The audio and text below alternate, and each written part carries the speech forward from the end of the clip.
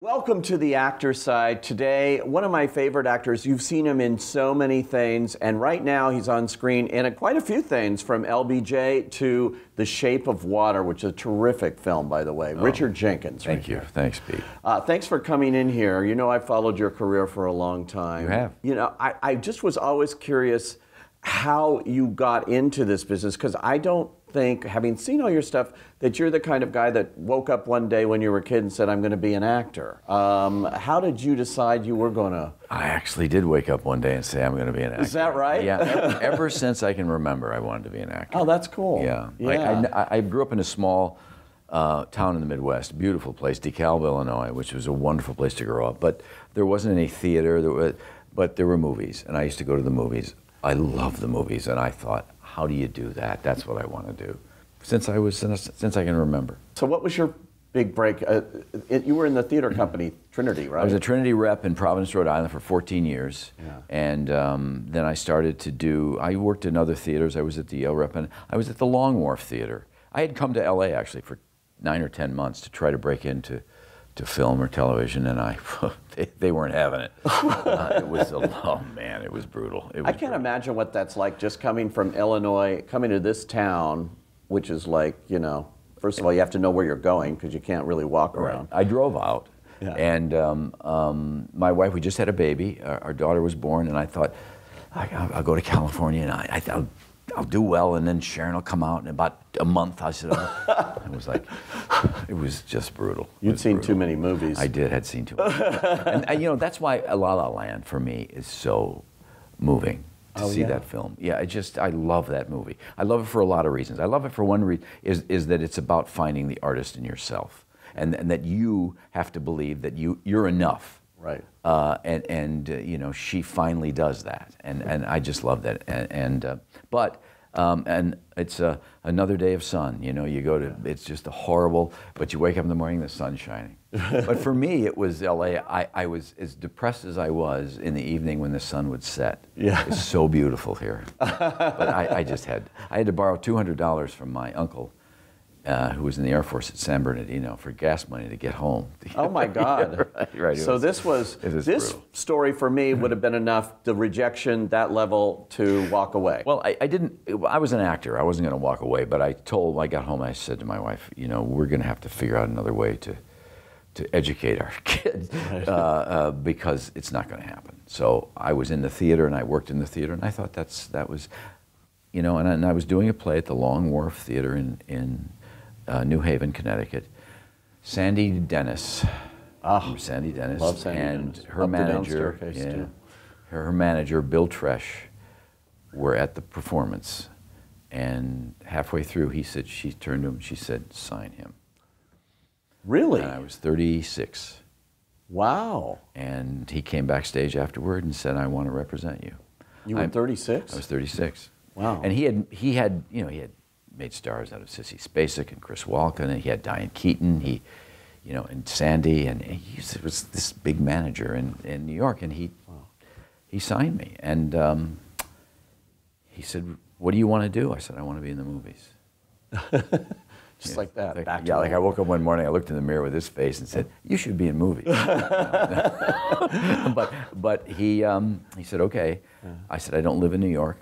He said, I don't care where you live, but if I call you, you have to show up. You can't be saying, it's too far. I can't.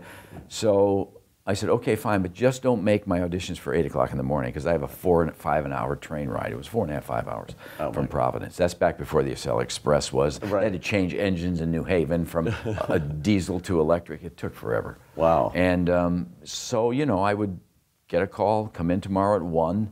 So I'd get there, get on the train at 7 in the morning, and then get there, and I'd have a line like, freeze, and thank you. And okay, I got a 5-hour train ride back home. And I get home, and I got another call tomorrow. Okay. So this went on I did that for 15 years, maybe.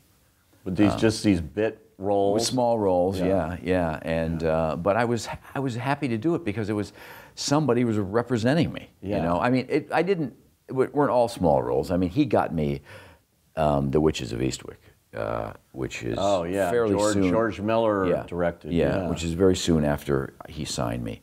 And then once I got that, then agents were interested in me. So that's how I got an agent. And I just kept coming back and forth, but the parts got better. Maybe surprisingly for people that think of Richard Jenkins in different kinds of roles, you've done so much comedy. I have. And that's what, and worked with the Farrellys and of course the Coen Brothers too. You've worked with a lot of brothers, by the way. I don't work with just one person. It's got to be, they have to be related or I don't do it. Yeah. That's an unusual thing in your resume. Somebody asked one actor, what's it like working with the Coen Brothers? What's different with, and he went, well, there's two of them. But that's it. So when you get a script, I mean, it's probably, you know, I mean, they're not typecasting you necessarily, that you get all kinds of different roles. I do, you know. It seems to be they're getting older for some reason. I don't know why. But no, I get an opportunity to play a lot of different kinds of people. And that's such fun because we are typecasted. When you're young, you think you can play everything, but you can't. So sometimes you read a script, I read a script, and I'll go, I think there's other guys who could do better than this. Really? Yeah. I mean, you're at the point in your life where you know what floats your boat, and you know the challenges you want to take, and then sometimes you know yourself well enough to say, no. I look at some of your recent work. I look at you playing the Senator Richard Russell in Rob Reiner's LBJ, and you just walk away with that movie. That's such an interesting role. You know what I loved about it, Pete, was I loved hearing how men of power talk when nobody's listening. Yeah, it's fascinating. You know, and it's really down and dirty. Yeah, and that to me was fascinating. I just thought, oh, this is really good. Of course, Walter Vail was a benchmark for you because it was a leading role in a movie that won you a Best Actor Oscar nomination and SAG and all of that. At that point in your career, did you think you would get that kind of recognition, that kind of a opportunity to star in a movie like that? No, I never thought I would star in a movie. I always thought I would be, and I was happy as a character actor because it's who I am. I just love. I don't think of myself as I'm a supporting actor, but I love interesting parts. But this came along and. It was amazing. Gosh, it was amazing. It was fun. You know, I've done things in my life sometimes just to see if I could do them, and I kept wondering, can I do this? I mean, I had leading parts on the stage, but I'd never been in a movie, and I really, sitting at Toronto for the opening screening of that movie, it only occurred to me then. I thought, if this movie isn't any good, it's my fault. And I began to understand the pressure of putting a movie on your back. Yeah. You know, that these guys and women do. You know, the Meryl Streeps, the Tom Hanks, Kevin Costners, and, you know, Denzel Washington. They carry movies. Yeah. And it's a lot of pressure. Pressure you don't necessarily want. Well, it's not that. It's just you start to look at from their, you stand in their shoes for just a brief minute and realize that you know, they're worth everything they pay them. So that movie was about 9 years ago. Yeah. It is more pertinent today than I think when it even came out. I do too. In fact, I just did a fundraiser for the ACLU, and they showed the movie, The Visitor. See, the immigration, the whole argument there, your character takes that on. And Tom McCarthy, the brilliant Tom McCarthy, said, you know, I never see Muslims portrayed like this in movies. They're always terrorists. And he went to a film festival, it may have been in Beirut, and he said all of these young Muslim artists were there playing music, and it was just phenomenal. And he said, why don't I ever see people like that? Yeah. And so that's what started The Visitor, and he said, how can these two worlds come together? Yeah.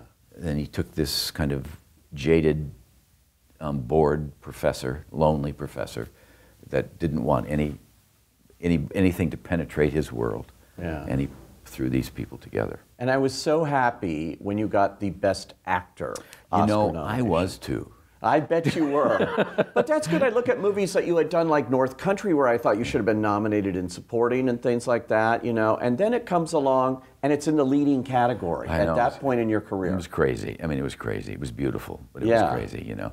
Somebody said to me, from now on, you'll always be Academy Award nominee Richard Jenkins. That's true. It was like, wow. Yeah. And I love the Academy. I love going to the Academy Awards. You know, everybody bitches about the Academy Awards. You know, it's too long, it's too. If you go to the Academy Awards, you realize, I think Jack Nicholson said, it's our night. That's right. And the amount of love and effort that the Academy puts into that night is pretty great. That's better, that's better. Oh, look at Betty.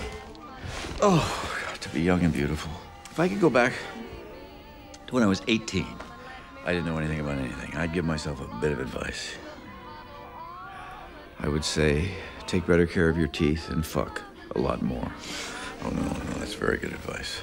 Pretty baby of mine.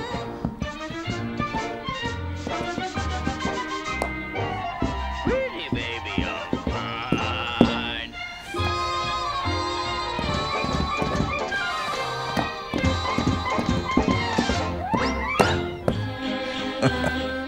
It's interesting, I got a chance to talk to Guillermo and ask him about you too, and that casting, and he said, oh, Richard Jenkins, and then he said, The Visitor. You know, and I realized, coming from Guillermo, an immigrant himself, watching that movie, had a strong impact on him, but your performance did, and to give you this role in The Shape of Water, which is a really interesting character. He's so offbeat and fun. Oh, it's fascinating. He's just fascinating. Yeah, I mean, when you got that script, what did you think? You know what I think when I read it? Don't die. Don't die. Is that what you do every time you read a script? Every time I like a part. This from the guy who was in, 6 Feet Under, who was dead through the whole First series. minute. Well, when they sent me the script, I was like, what? You're dead. Dead. And they would keep reading. Oh, okay. And that lasted 5 or 6 years. 5 years, yeah. So it's all right to be dead sometimes in a script. It's okay, but in this one, thank God you lived. I know, and I thought for sure I'd kick the bucket somewhere, but that's how I read it. It's like I loved it so much. Yeah. Bone Tomahawk, same thing. I read that. Don't die, don't die, don't die.